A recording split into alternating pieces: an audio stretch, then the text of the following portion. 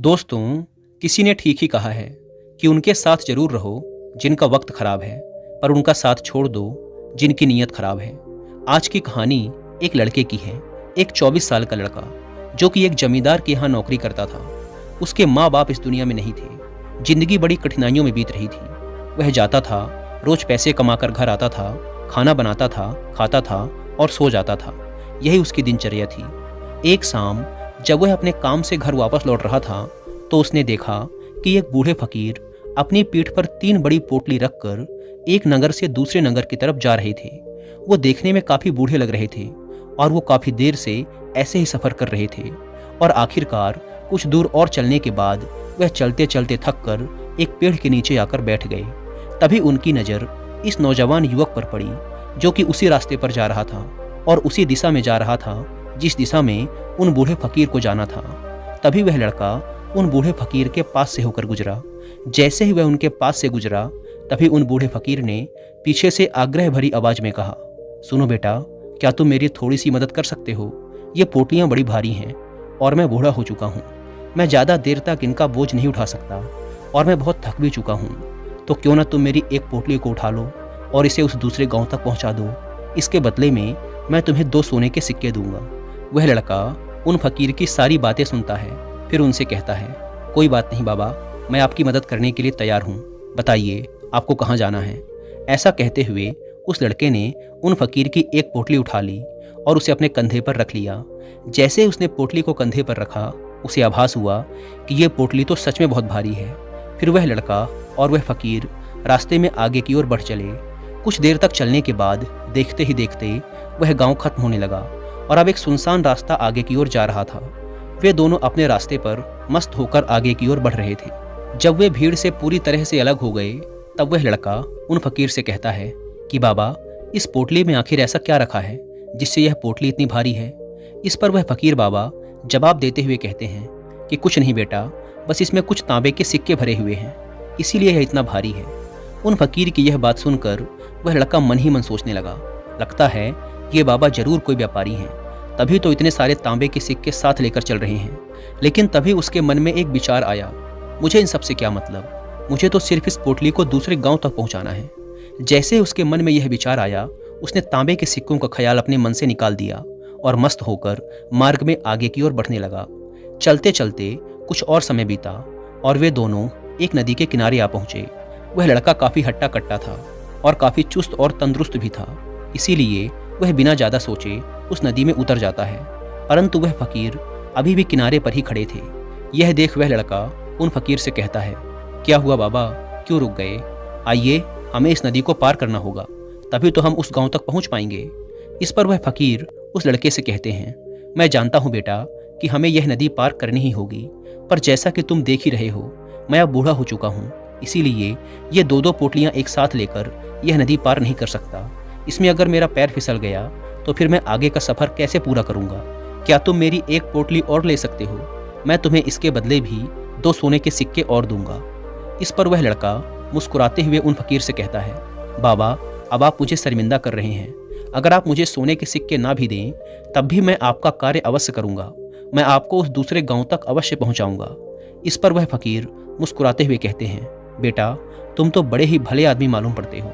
इतना कहकर उन्होंने वह दूसरी गठरी भी उस लड़के को थमा दी। जब उस लड़के ने वह दूसरी गठरी अपने कंधे पर रखी तब उसे यह गठरी भी बहुत ज़्यादा भारी लगी, किंतु उसने वहाँ पर कुछ नहीं कहा। जैसे तैसे उन दोनों ने वह नदी पार की। नदी पार करने के बाद बातों ही बातों में उस लड़के ने उन फकीर से कहा, बाबा, आखिर इस दूसरी गठरी में क्या है, क्योंकि यह भी बहुत भारी है। इसका उत्तर देते हुए बाबा कहते हैं, बेटा, इस गठरी में चांदी के सिक्के हैं, इसीलिए इस गठरी में भी काफ़ी वजन है। उन फकीर की ये सारी बातें सुनकर अब उस लड़के का दिमाग तेजी से काम करने लगा था। वह सोचने लगा, एक गठरी में तांबे के सिक्के हैं और दूसरी में चांदी के। ऐसा लग रहा है जैसे ये फकीर बाबा बड़ी दूर से आ रहे हैं और इन्होंने अपनी सारी जमीन जायदाद बेचकर यह सिक्के इकट्ठा किए हैं, इसीलिए तो यह इतना धन साथ लेकर चल रहे हैं। लेकिन वह लड़का उन फकीर बाबा से कुछ भी नहीं कहता और वे दोनों चुपचाप मार्ग में आगे की ओर बढ़ते चले जाते हैं। कुछ देर चलने के बाद आगे फिर एक सुनसान रास्ता आता है। उस सुनसान रास्ते पर आते ही उस नौजवान लड़के के मन में तरह तरह के विचार उठने लगे। वह सोचने लगा, अरे यह तो सुनसान रास्ता है। अगर मैं ये सिक्के लेकर यहाँ से भाग जाऊँ तो ये फ़कीर भला कब तक मेरे पीछे भागेंगे। मुझे नहीं लगता कि ये मुझे कैसे भी पकड़ पाएंगे, और यहाँ कोई है भी नहीं जो इनकी मदद कर पाए। और वैसे भी ये बहुत सारे सिक्के हैं, मैं इनसे एक अच्छी दुकान खरीद सकता हूँ और ख़ुद का व्यापार भी शुरू कर सकता हूँ। और वैसे भी ये बूढ़ा फ़कीर अब इस धन का क्या करेगा, इससे अच्छा तो मैं ही इसे ले लेता हूँ। वो लड़का ये सब सोच ही रहा था कि तभी उसे खुद पर आश्चर्य हुआ। अरे, मैं यह सब क्या सोच रहा हूँ? ये फ़कीर बाबा ना जाने कहाँ से आ रहे होंगे और ना जाने कितनी मेहनत करके इन्होंने ये सिक्के इकट्ठा किए होंगे। मुझे इनका फ़ायदा नहीं उठाना चाहिए। नहीं नहीं, मुझे ऐसा नहीं करना चाहिए। उसने कुछ देर के लिए तो अपने मन के विचारों पर काबू पा लिया, किंतु कुछ देर बाद देखते ही देखते उसके मन के लालच भरे विचार उस पर हावी होने लगे। वह लड़का 2 पोटलियां लेकर उन फकीर के पीछे पीछे चल रहा था।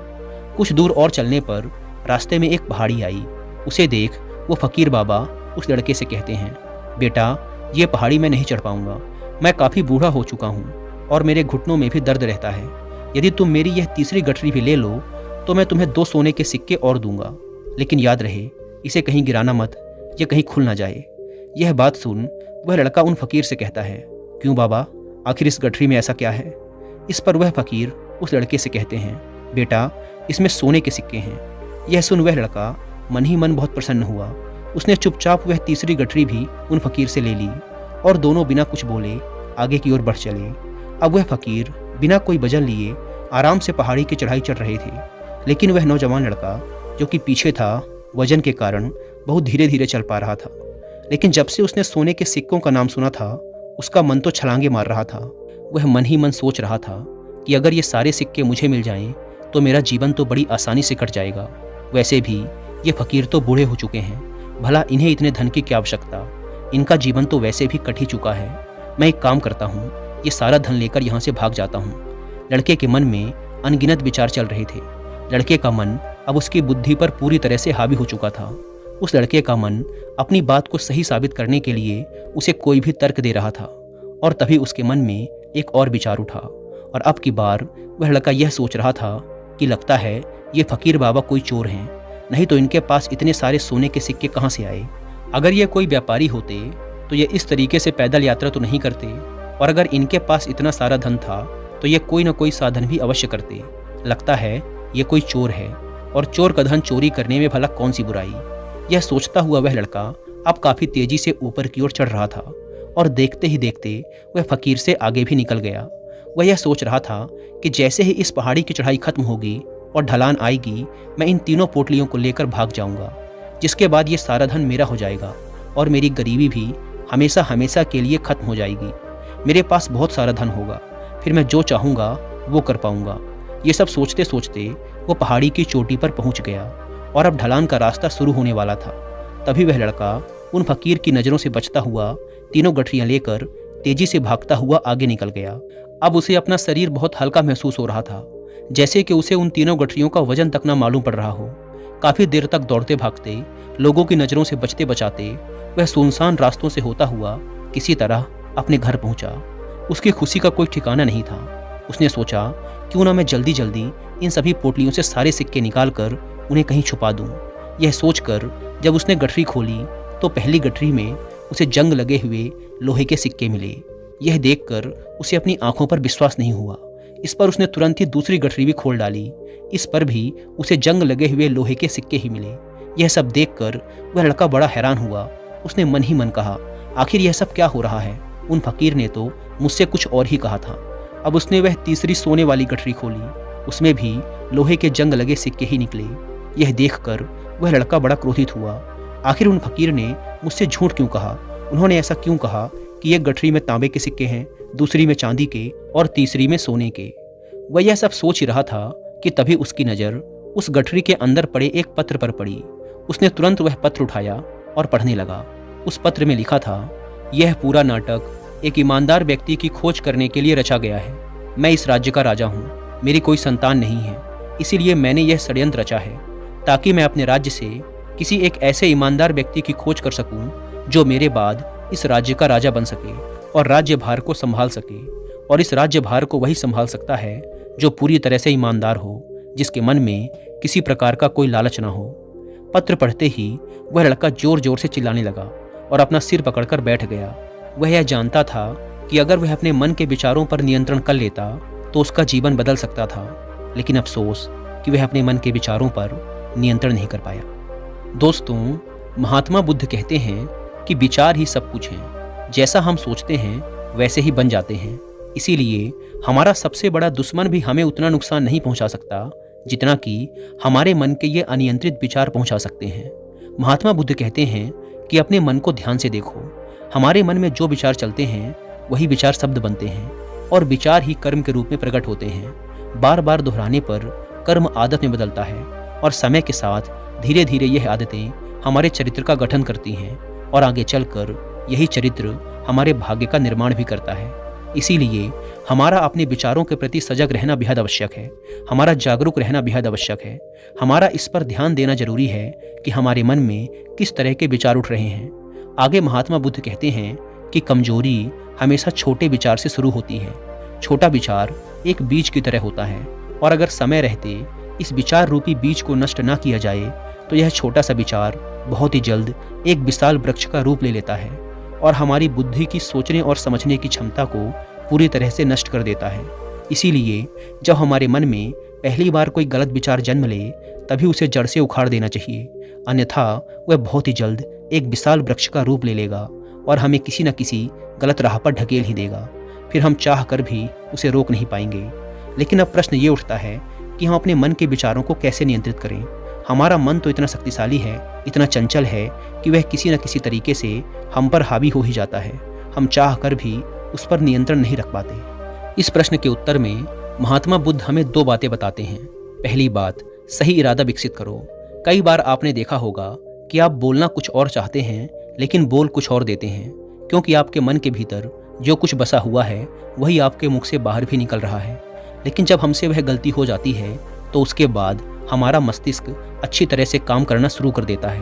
हम अपने सोचने और बोलने के प्रति सजग हो जाते हैं और इसी अवस्था में हमें एहसास होता है कि हमसे गलती हो गई है और फिर हमारा मन दुखी हो जाता है, वह पश्चाताप से भर जाता है।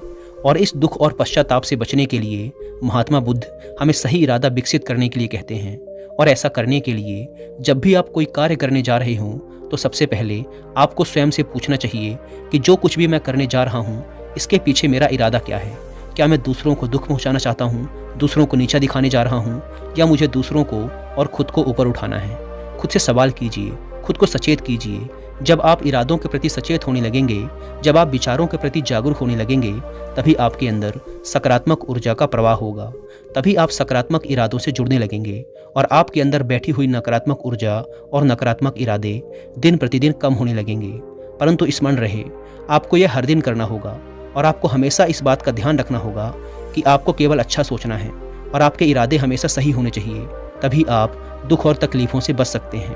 अन्यथा आप इसी तरह दुख और तकलीफ़ों से घिरे ही रहेंगे और आप कभी भी इससे बाहर नहीं निकल पाएंगे। दूसरी बात, विचारों के प्रति जागरूकता विकसित करो, जिससे आपका मन धीरे धीरे शांत होने लगेगा और आपके मन में बसी हुई सभी नकारात्मक ऊर्जाएं, सभी नकारात्मक विचार खत्म होने लगेंगे और आप शांति की दिशा में आगे बढ़ेंगे। और आपको इसके लिए सिर्फ इतना ही करना है कि इस पल में जो कुछ भी घटित हो रहा है आपकी आंखों के सामने, आपके अंदर जो कुछ भी जैसा भी चल रहा है, बस उसे देखते रहना है। अपने मन के अच्छे बुरे विचार, अपनी भावनाओं और यादों पर बिना कोई प्रतिक्रिया दिए बस उन्हें देखते रहना है, जिससे आपके मन के सारे विचार देखते ही देखते खत्म होने लगेंगे। आपका मन खाली होने लगेगा। इसके बाद आप न केवल नकारात्मक विचारों से बच सकते हैं, बल्कि आप बहुत सी दुख और तकलीफ़ों से भी दूर रह सकते हैं। इसीलिए तथागत बुद्ध कहते हैं कि जो स्वयं को देखता है वही सबसे बड़ा तपस्वी है। अर्थात जो अपने मन में चल रहे विचारों को सिर्फ देखता है और उन पर कोई भी प्रतिक्रिया नहीं करता, सिर्फ उन्हें देखता है और समझता है, वास्तव में वही अपने मन पर नियंत्रण भी कर सकता है और वही अपना जीवन सुखी और खुशहाली के साथ जी सकता है। इसीलिए यदि आप भी अपने जीवन को सुखी और खुशहाल बनाना चाहते हैं तो आपको अपने मन पर नियंत्रण साधना ही होगा, अपने मन में चल रहे विचारों के प्रति जागरूक होना ही होगा और अपने मन को खाली करना ही होगा। दोस्तों, उम्मीद है कि आपको इस वीडियो से बहुत कुछ सीखने को मिला होगा और वीडियो में यहाँ तक बने रहने के लिए